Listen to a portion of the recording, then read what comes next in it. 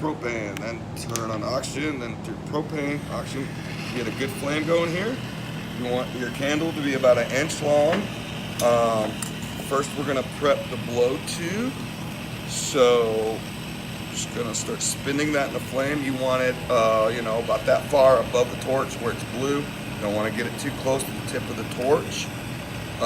Clog it. So what we're doing is we're gonna get the end of that hot and then blow it out. That's nice even ball there. Then spin it while blowing.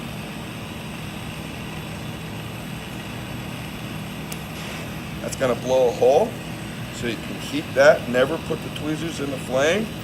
Push in like that while twisting. That'll flare it out a little bit. That'll allow you to take this, heat just the tip, get it in there, and then you want to pry it open. You don't want to push. There you go. That'll flare it, just like that.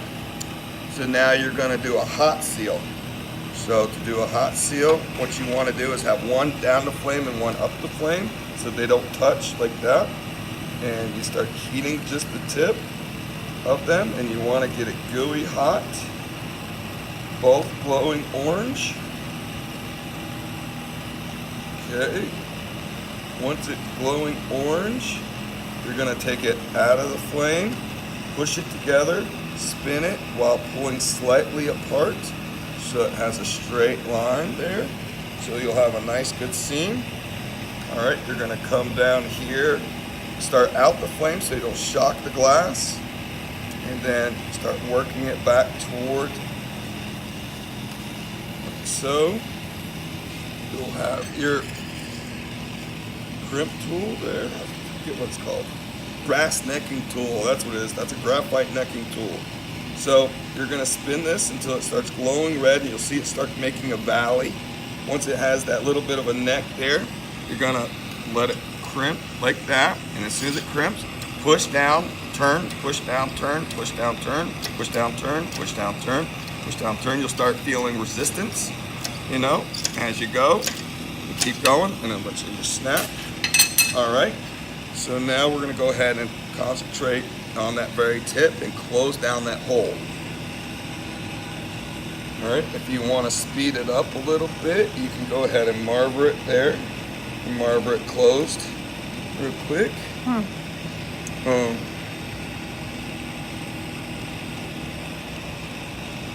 So there you go. And so we're going to go ahead and heat that a little bit. And see how it's gotten a little thicker. We're going to blow it out so it's nice and even. All right, now I'm going to concentrate on trying to get the biggest flame as I can. Right there, it's going to be making a little bit of noise. You don't want too much oxygen, so you're not cooling the flame. But I'm going to start heating this whole thing, and I want to tilt it back just a little bit. I'm gathering back the glass.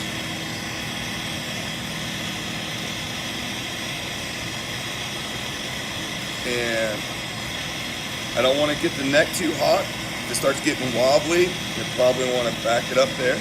So I'm getting it all orange hot here, and I'm just going to come up, do a little puff. You're going to bring it, meet it back. You don't want to puff it out too thin. You're basically, all I'm trying to do is putting even pressure on it, so I'm working it around. You know, so instead of it being a hot dog, it's going to work to being around.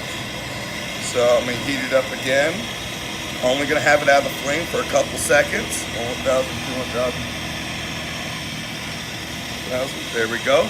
And so every time I puff it, it gets a little more round. Just spin it in the flame. And you can see it's getting more even wall thickness and more round, which is what we want. Okay.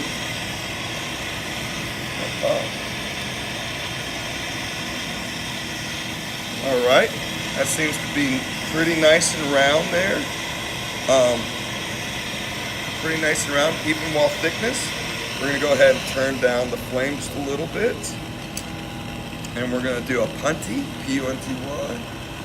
So to do that, we're gonna get this little hot, take it out of the flame, touch it together on center there, spin it until it stiffens up. You're good. Okay, so now we're gonna go ahead and concentrate the flame right here on this seam. You wanna go ahead and make the seam a little bit more legit. So you're just gonna melt it in, and now you're controlling it with your other hand. You're just trying to stay neutral, and it starts getting thicker. And you're gonna slide your hand out and around and puff. You can see the hold right there that creates that cradle. Okay, so now you're going to go ahead and heat that area again.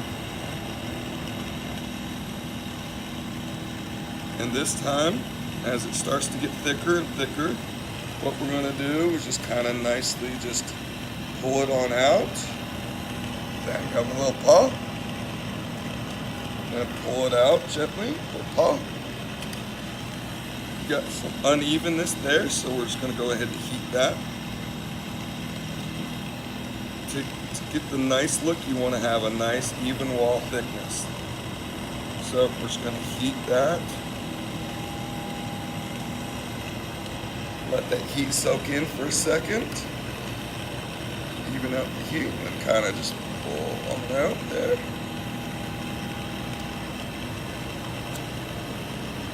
There we go.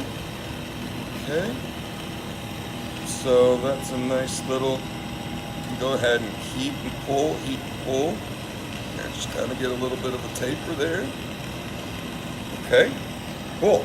So now that we got the taper, you can go ahead and tap off, start heating the very end, and once that starts glowing, right there in the end, you can go ahead and puff.